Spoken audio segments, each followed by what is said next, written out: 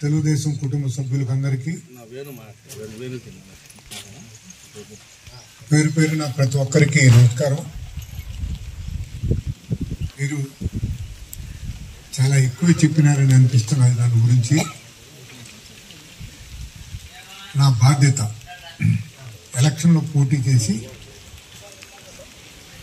ఓడిపోయిన తర్వాత కార్యకర్తను కాపాడుకోవాల్సినటువంటి అవసరం నా మీద ఉంటుందని చెప్పేసి మూల సిద్ధాంతం.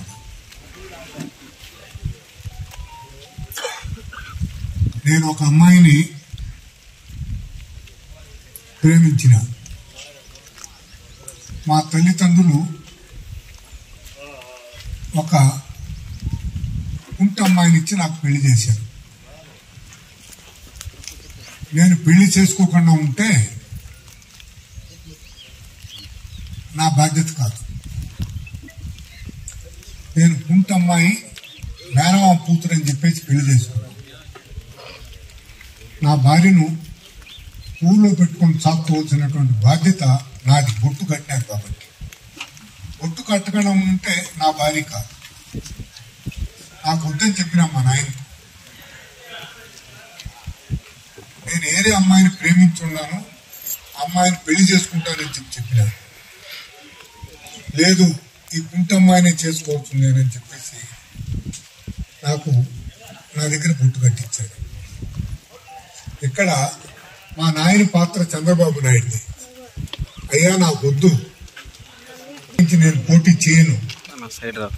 ఒకవేళ మీకు ఏదైనా అవకాశం ఆ తిరుపతి నుంచి ఇవ్వండి, ఆ దేవుడికి సేవ చేసుకునే అవకాశం దొరుకుతుంది. అయినా తిరుపతిలో అమ్మాయి కూడా బాగా కష్టపడుతున్నది సుగుణమ్మ. నాకు రాజంపేట వద్దని చెప్పాను. సీఎం రమేష్ అప్పట్లో ఎంపీ రాజ్యసభ, ఆయన పంపించాడు. నేను స్పష్టంగా చెప్పా, రమేష్ నువ్వే పోటీ చెయ్యి, నాకు అవసరం లేదు. నాకు ఊరు తెలీదు. రాజంపేటలో ఏదో 10-15 కుటుంబాలు తప్ప ఊరు తెలీదు. వద్దని చెప్పాడు. ఒంటిమిట్ట నుంచి ఒక నాయకుడిని పంపించాడు ఆ సీఎం రమేష్. ఉత్తరోత్తర మళ్ళీ రమేష్ నోటుకుండా చెంగల్రాయుడు పోటీ చేయాలని అనిపిస్తే నేను కొంచెం ముక్కుసూటిగా చెప్పా, ముందు నీ నాలుగు కట్ చేస్తాను నాయన అని చెప్తాను. అంటే నాకు ఇష్టం లేదు రాజంపేట నుంచి పోటీ చేయడం. ఎందుకంటే నాకు ఎవరు తెలియదు. ఇక్కడ ఉన్నదో నాకు తెలియదు. పేరు విన్నా. నాతో పాటు మండల ప్రెసిడెంట్గా వెంకటనారాయణ గారు అని ఒక పెద్ద ఆయన ఉండేవాడు. ఆయన పనిచేశారు వేరుపల్లి నుంచి. సుండుపల్లి నుంచి నాయక్ చేశారు నాతో పాటు.